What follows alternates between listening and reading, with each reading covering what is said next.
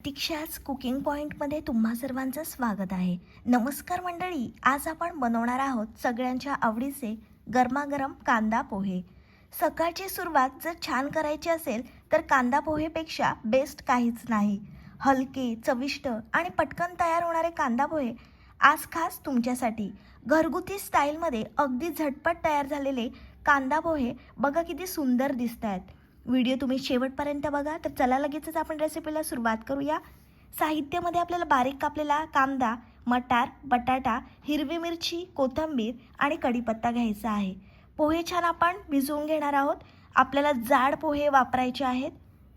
मस्त पोहे आपण भिजवून घेणार आहोत. पोहे भिजवताना लक्षात ठेवा चाळणीतच पोहे भिजवा. मस्त आपले पोहे भिजवून झाले आहेत. आता आपण कढई छान गरम करणार आहोत आणि मग त्याच्यामध्ये तेल टाकायचं आहे.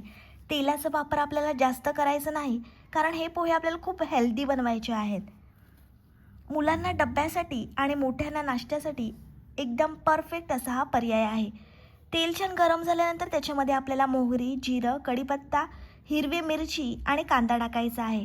हे सर्व छान व्यवस्थित आपण परतून घेणार आहोत. साधे पण मन जिंकणारे कांदा पोहे आज आपण बनवलेले आहेत.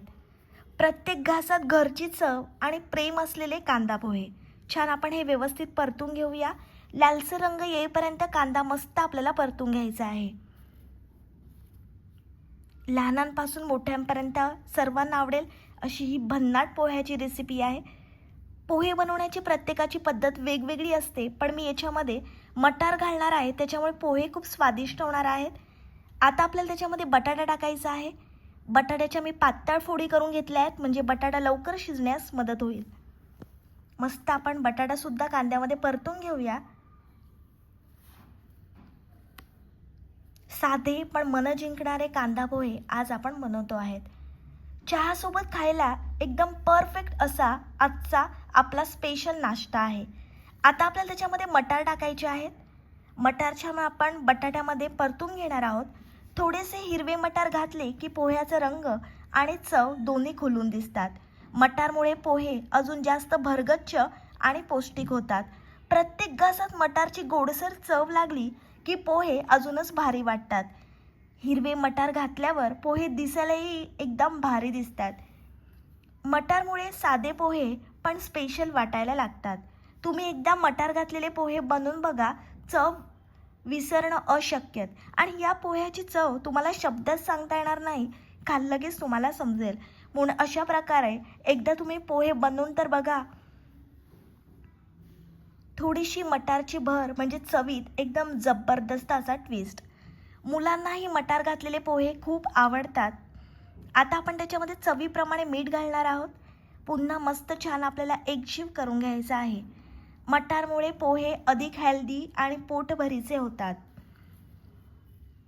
मस्त मटारचा सुगंध घरभर पसरला आहे. सकाळच्या गडबडीत पटकन होणारा आणि सगळ्यांना आवडणारा नाश्ता म्हणजेच कांदा पोहे. हलके, मऊ आणि अगदी चविष्ट असे पोहे आपले तयार होत आहेत. गरमागरम पोह्याचा एक घास घेतला ना की मनच आपलं खुश होऊन जाते. चहासोबत पोहे म्हणजे एकदम परफेक्ट असं कॉम्बिनेशन आहे. हे पोहे खाल्ले ना तुमची सकाळची सुरुवात एकदम भारीच होईल. मस्त आपला मटार बटाटा परतून झाला आहे. घरगुती स्टाईलमध्ये साधे पण मन जिंकणारे हे असे पोहे आहेत. डब्यासाठी एकदम छान आहे आणि पोटभरीचा पर्याय आहे. साधेपणात खरी चव असते. हे पोहे म्हणजे त्याचं उत्तम उदाहरण आहे. आता आपण बटाटा शिजला की नाही चेक केला आहे. बटाटा आपला मस्त शिजला आहे. आता आपण त्याच्यामध्ये हळद टाकणार आहोत. मस्त एकजीव करून घेऊया. पोहे खूप हलके आणि पचायला सोपे असतात. पोहे तांदळापासून बनतात, त्यामुळे पोट जड पडत नाही आणि खूप भरल्यासारखे वाटते. पोहे खाल्ल्यामुळे शरीराला ऊर्जा मिळते. यामध्ये कार्बोहायड्रेट्स असतात, त्यामुळे सकाळी खाल्ले की तर दिवसभरासाठी आपली चांगली शरीरामध्ये ऊर्जा टिकून राहते. आता आपण थोडंसं हिंग टाकलं आहे. बरेच लोक फोडणीमध्ये हिंग घालतात, पण मी हिंग वरून घालते.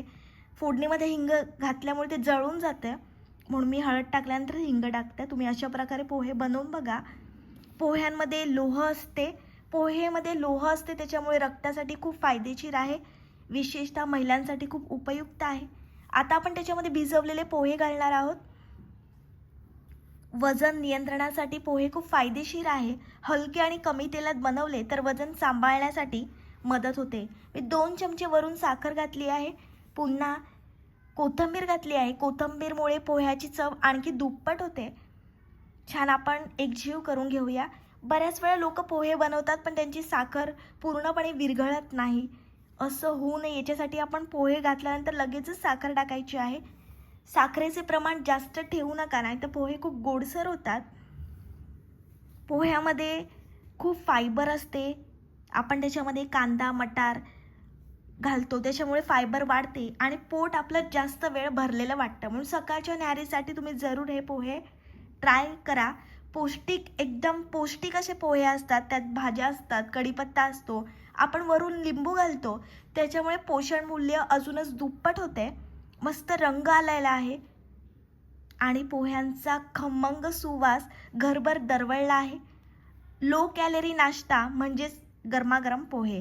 जास्त तळलेला पदार्थ नसल्यामुळे तुलनेने कमी कॅलरीचा हा पर्याय आहे. मस्त आपण परतून घेतले आहेत पोहे.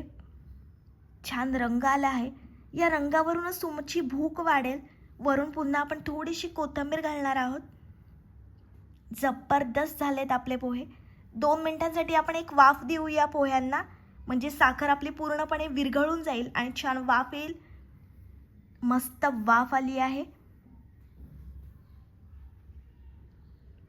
रंगावरूनच तुम्हाला समजत असेल किती भारी लागणार आहेत हे पोहे. गरमागरम कांदा पोहे खाण्यासाठी तयार आहेत. ही रेसिपी तुम्ही जरूर ट्राय करा. माझी रेसिपी तुम्हाला आवडली तर तुमच्या मित्रमैत्रिणींपर्यंत शेअर करा. व्हिडिओला लाईक कमेंट शेअर आणि चॅनलला सबस्क्राईब करायला विसरू नका. भेटूया पुढच्या रेसिपीसोबत. तोपर्यंत मस्त खा आणि स्वस्त रहा.